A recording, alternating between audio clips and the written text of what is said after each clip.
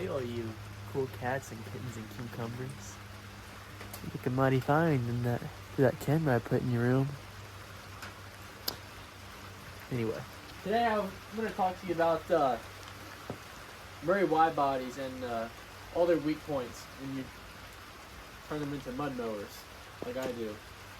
As you can tell, it's kind of crowded in here, and this is going to be interesting. But regardless, we have a Widebody here, completely stock.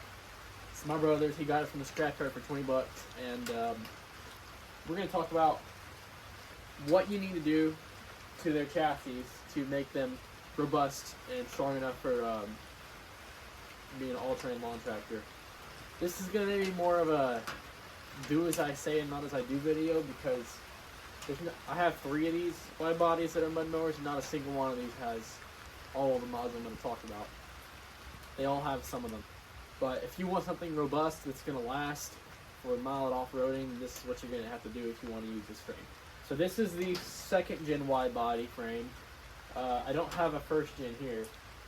I've had 2 1st gens, but they're both mowing mowers, and I haven't modded any of those. I don't know their weak points completely. I think they have a slightly different frame. I know they have a different body. So this is just going to pertain to the 2nd gen Widebody. Some of it I'm sure will pertain to the 1st gen too, but this specific video is going to be for the 2nd gen. So we'll start from the front and move our way back on what all is the issue with these, what needs to be addressed, what is good about them, what's not, and what you have to do to make them last. So starting with the hood, this is without a doubt my favorite kind of hood. So I like the hood on my Wizard that I have. That one, I think that one looks the best, but I think this is the strongest hood, the best for mudding, because they're thicker than your normal hood for a lawn tractor. They're good metal. The only weak points on these is these bolts. They're self-tappers. They strip out. They come loose. Even on the ones that are mowing lawnmowers, like this one's the one that stay on mowing duty. I've seen it several times where these come loose and you have to tighten them up. So, fix for that would just be putting some nuts and lock washers on the back of them, or just replacing it with new bolts, the nuts and lock washers.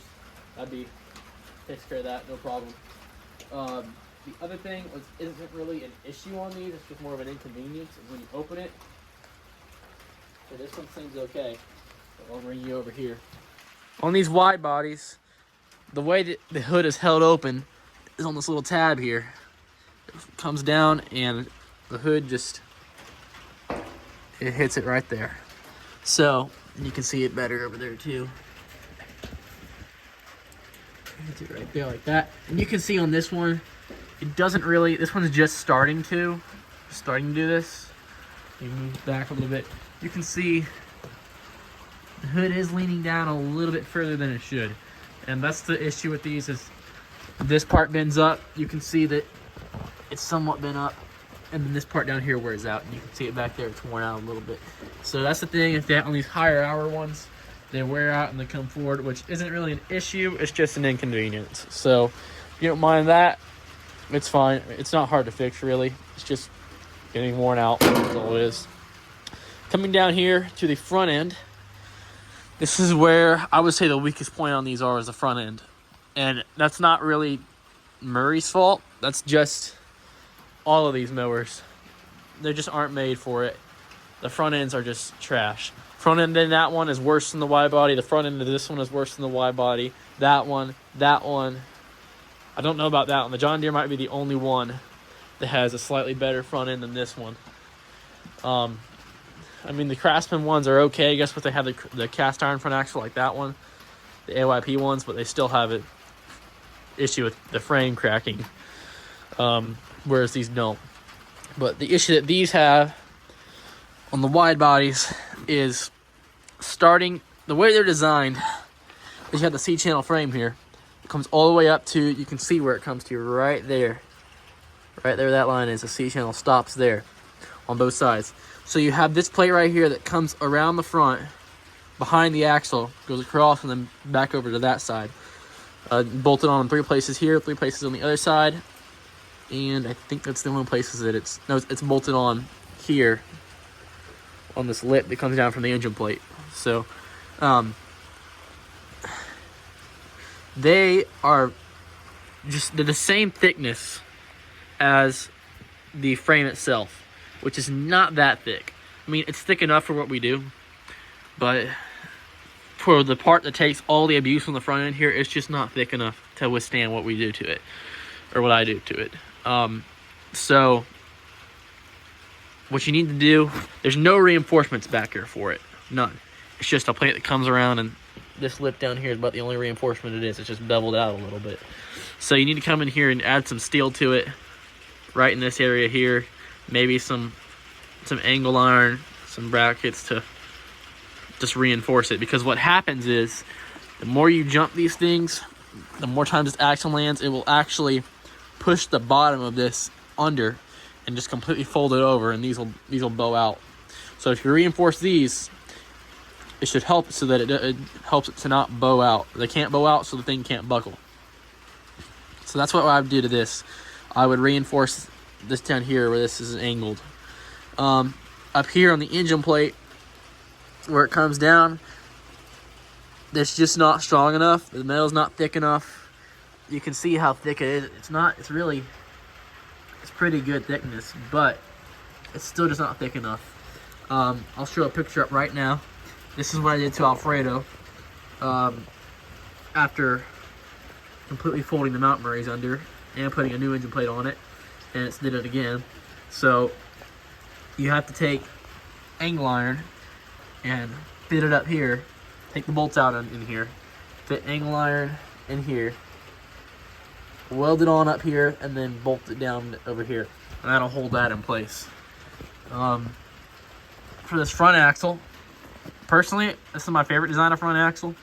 It is very strong. I've never seen one snap like the Craftsman axle, the AYP axles, even some cast iron axles. I've yet to see one of these snap. They are stamped, so if you really wanted to strengthen it, you can take it out, and down here on the bottom, it's just held in with a few welds, and you can cut those welds and take the whole bottom out, and then just stick plates in there, and every so often. And that should strengthen it up. You can strengthen it up however you want, if you wanted to. For mild off-road use, there's really no need to. I've only ever hurt one of these, and it was still usable. That was on the Mount Murray, and that was after this thing had buckled some. So when this buckles, because it's a double drag link steering system, the toe gets messed up, and you have major toe out. That's why I didn't use that axle, because it was shifted back on this side and that side. So since it was shifted back, it was giving me a lot of toe out, and I just decided I was going to just replace the axle. That is the only one I've ever seen damaged, and I beat the snot out of that thing. So the only thing you need to do to these axles is replace these nylon bushings. Nylon is stupid. They never last, even on the mower, the mowing ones. The regular ones that I get in before I mod them at all, they're already worn out.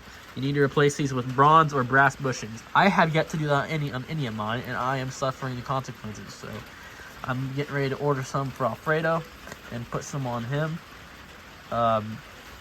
Grease fittings would be great additions. Some of them have them, some of them don't. So if they don't have them, I would suggest putting grease fittings in them. And then I believe that is it for the front end. Make sure your axle's greased up. Putting some actual bearings in the wheels would be a really good idea. Of course, that goes for all of these. Even the ones that mow, like that Craftsman over there and that yard machine, the Husqvarna, all of them. If their bushings are worn out in the front and the front wheels, I push them out and I put bearings in them. Whether it's a mowing mower or a mud mower, you put bearings in them. I don't know, the bushing idea from factory was just a stupid design. But anyway, coming further back, the next weak point you're going to meet is the dash. The dash is retarded. It is an absolute stupid design. There's nothing good about it, except for the way it looks. I like the way it looks. It's sleek, it's nice. I love the look of it. I hate the design of it. You can see how much that flexes. This one flexes. Yeah, that one flexes a lot. And there's nothing wrong with this one. This one, the weak points are still intact. It's not broken. And look how much play that is. That is a lot of play. So what happens with these is down here where they mount, you can see it comes under and bends under here all the way around, and they mount they just drill a hole through it and mount it to the body in 1, 2, 3, 4, about 6 places. You can see this one is already bending up and coming off. And what happens, same thing on that side, what happens is because this metal is so thin, let's look how thin that metal is. Compared to the hood, it's nothing. Just listen to it. It's nothing. There's nothing strong about this dash. So what they do is right in here, they crack and they break off. They start with the front ones, that one goes, and then the backs crack and break off. And once that happens, good luck. You have a floating dash. And that's not good. Steering is impossible like that. So I'll throw a picture up right now of what I've done to Alfredo. I've done that to Alfredo. I did that to the Mountain Murray, and I did that to Old Blue. All 3 of them have had that mod done because you absolutely have to do that mod on these wide bodies. So all I do is I make a bracket that fits this angle right here, weld it onto the dash, bolt it to the body. Make one that fits this angle here, weld to the dash, bolt to the body. I usually bolt it right here, not down. Bolt it to the side here. Repeat that on the other side, and you have 4 new mounts. You don't even need 6 mounts. With those 4 new mounts that you make, as long as you make sure your mounts are thick enough, that dash will now be 10 times as solid as that. You cannot budge it once you do that. When you do that, it's immediately stronger than it was from factory. So you have to do that to these dashes. The other weak point on these dashes is, of course, the bolts. Same thing with the hood. They're self-tappers. They rattle out, and then you have this whole plate that's just loose and coming off. So there's not too much you can do about that, except put bolts on the end of that, or put new bolts in it that are thin. Put new bolts that are really low profile, so the hood will fit over it right. Put low profile bolts at least in the front here, with nuts on them, and you'll be good to go there. So yeah, that's all you should have to do with the dash. Coming back a little more, we go to the front mount on these. This one is different because this is a hydrostatic model, which we wouldn't use. This one's going back to it getting a deck, and we're going to put a deck on it. This one has a bracket that comes down. Let me zoom in here. Okay. This one has a bracket that comes down off the frame and mounts to the side of the transaxle. I don't think it has one on that side, because usually they only have one. Anyway, that is what you want on these. You want that style mount. This is the good style. The other style, which is what my brother's originally was, the original wide body, and which is what Alfredo is, and won't be for long, is simply that on the bottom of the transaxle. So you have the C-channel frame, okay? Let me go over here. Let me throw my hoodie up. I have another one right here. This is the original Murray, the very first one that has all of these issues that I'm talking about. It had all of them, and probably still does have all of them. It's just scrap metal now. Basically, what happens is, this is actually a perfect example. So, you have the C-channel frame. Down here on the bottom, the transaxle pushes up to the bottom, and all they do is put a bolt through here into the transaxle. A 3/8 head bolt, which means I'm saying like a 1/4 inch shank bolt. And they just run that through this little piece of metal. You can see how thick it is. It is not thick enough for that. And they run it through the bottom of this frame into the transaxle, and that is the only thing that holds the front of the transaxle up. It was a stupid design. They know it was a stupid design because they put a newer style mount on it and did away with that, because this is what would happen. This is where that mount was. You see it? It's broken out. There's just not enough space for it, or there's not enough metal for that design to work. It cracks, and eventually it breaks the tab completely off. But when the tab breaks completely off, the crack continues. And this is what happened. The crack continued on this one, went all the way up the frame, and you can see it. It broke that frame completely in half. So you have to do away with that mounting style. The fix for it is very simple. Go to a junkyard, find a mirror like this one, a newer one, and snag that bracket off of it. Because the MSTs that come in these and the regular, the manual ones, the MSTs in them have that same bolt, the same mount in the side, so you can use that bracket.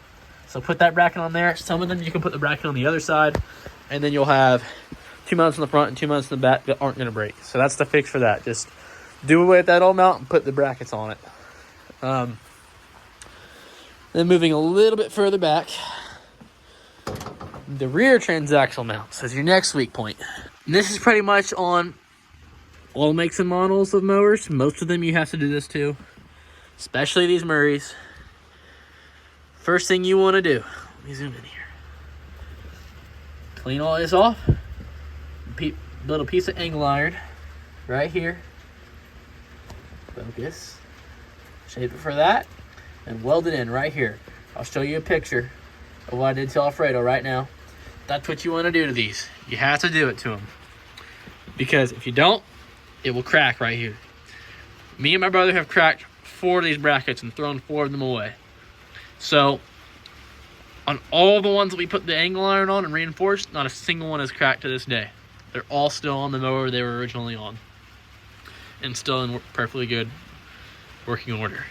So you have to do that to these.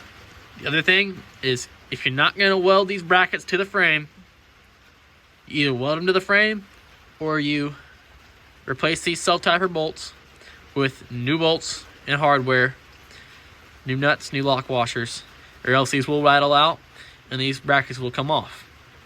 Ask me how I know. And that's pretty much the same thing with this entire frame. Anything that you are not going to weld on, if you're not going to weld this front plate on, if you're not going to weld this engine plate on, you take those bolts out and you replace them with new hardware with lock washers and nuts. You have to. If you don't, these are prone to rattling out, even on the regular mowing ones. The ones that just do nothing and mow grass, they rattle out and they strip out and then it falls apart. That's why a lot of people don't like these frames, is because of these bolts. So either you have to replace the hardware with bolts and lock washers and nuts, or you weld it on. Those are your 2 options. You don't leave those self-tappers in there. If you do, you have to sit there and you have to babysit them every time. Like after every ride, you want to come back and make sure all the bolts are tight if you don't want to replace them all, which is just a pain in the butt. So that's what you usually have to do, is you replace them where you weld them. So coming down to the wire here. In here, this isn't really necessary. This is just something that I like to do. I don't really think it helps anything. Under this battery tray here, you have this. Ooh, this one's in good shape. This little thing right here. It's about the same thickness as, I don't know, well, this one's pretty thick. This one's about the same thickness as the frame. But usually they rot out from the battery. The acid gets on them and they rust away. What usually happens, this one's just in good shape. But what I usually do, because they're so thin, I can bend it. I take it off and I just put a thick piece of metal in there. Real simple. That's what I usually do. You don't have to do that. I just do it for assurance. And then the last piece to the puzzle on these is going to be this plate right here. Listen to that. This plate right here, it is just simply too thin for what we do. It's so thin. And what happens is usually this one's in really good shape. Usually these are kind of rusty, the frames, just because they are. That's usually what you end up with. If you're not going to use your mower very much and you're not going to use it very hard, you'll probably get away with it. But like on the Mountain Murray, I didn't get away with it. The Mountain Murray got a ton of abuse. But still, I didn't get away with it. They just start cracking everywhere. It cracked here, here, up here in the same spots, down this corner. Every single corner on this thing was cracked. All mounts were cracked and broken off. Everything was destroyed on it. And I can show you on the other one. On this one, everything is cracked. That's why it's on here. Cracked. Completely broken off.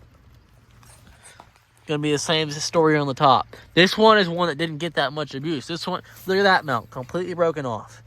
This one didn't get that much abuse. This one was retired kind of early. The Mountain Murray's was absolutely insanely bad. But anyway, what I do for that, the only way to really fix that is to take that plate off before it's all messed up and just fabricate a new one. Use that as your template and fabricate a new one with thicker steel. That's what I did on the Mountain Murray. I haven't used it since then, but that's what you have to do to them. And that's really the last weak point on these. Is that right there. So yeah, once you get all that done, you have a really solid frame to work with. So let me recap. You have, at least for this style hood, your bolts, you replace them. That's pretty much what the entire frame. The rule of thumb is if you're not gonna weld it on and it's held on by self-tapper bolts, get rid of those bolts, put new hardware in it with lock washers and nuts. That's the rule of thumb on the whole frame. So after that, down to the front end, you want to reinforce that mounting bracket, put bronze or brass bushings in the spindles, reinforce your engine plate down there where the angle comes down and comes over that bracket holds the front of the axle on. You want to reinforce. You want to put new mounts on your dash. I'm going to assume on the outside. I haven't tried on the inside yet, but currently it's not looking good for the mounting on the inside, as you can tell. So putting new mounts on the outside. Going further back. Changing that front mount. If you had that stupid style front mount, you change it to actual brackets in the front. Reinforcing your trans brackets. And putting a new plate back here. Those are the mods that you absolutely have to do to a 2nd gen Murray Widebody if you decide that you are going to romp it a good bit. If you're going to put hours on it and ride it every weekend and use it a lot, you need to do all this to it. This needs to be done or it's just not going to last you. The only thing I want to say is if you're going to really beat the crap out of it like I did the Mountain Murray and like I'm going to continue to do to the Mountain Murray, and you're just not going to use it for mild riding, you're going to have to do a lot more than what I just said. Because really, that would be the case with any of these in here. Just the frames are not built for it. This one can't handle it. Widebodies can't do it. The AYP frame can't do it. Both of those are AYP frame and they can't do it. Stamp frame especially can't do it. NTD especially cannot do it. John Deere, I don't really know. I haven't done too much with John Deere, but I know they're not going to hold up to it either. My point is, no matter what frame you choose in here, no matter what frame you have, if you're going to romp it that hard, if you're going to beat the absolute snot of it like I did the Mountain Murray, you're going to have to really think of your own mods and reinforce the whole frame, because none of these frames are built for it. But regardless, that's your basic mods that you absolutely have to do. That's your gotta do's, your have to's with all your wide bodies. And I hope you enjoyed the video, and thanks for watching. Have a great night.